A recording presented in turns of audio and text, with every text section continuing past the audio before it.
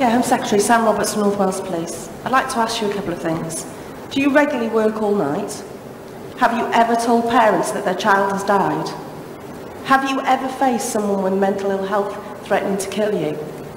Have you been shot at, spat on, covered in someone else's blood and sometimes your own, while still retaining compassion, dignity and professionalism?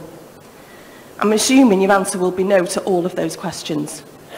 Do you think £19,000 is sufficient to pay a new recruit to do all this on a weekly, if not daily basis? Okay, and the argument being, of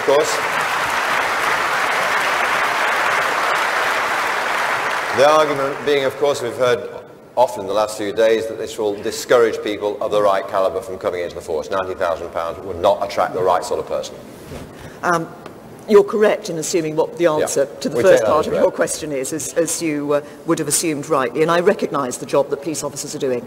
The £19,000 starting salary is a proposal from Tom Windsor in his second report. Sorry, look at this. Is a proposal from Tom Windsor in his second report.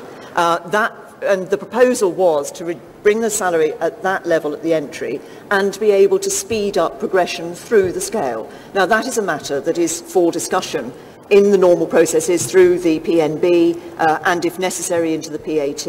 And it is in that forum that it's right that it is discussed. And then I will look, as I did with Windsor 1, at the outcome of those. If there's agreement in the PNB at that, if it has to go to the PAT, at what the PAT proposed. Do you recognise it's a weakness of what's being proposed, and are you prepared to think again about it? Well, what I'm saying, John, is that no decision has been taken because it's going through the proper processes. And I think at this stage it would be right for me to allow those discussions with the Federation and others to take place, and then we'll see what comes out of the answer. Do you want to come back, Sam?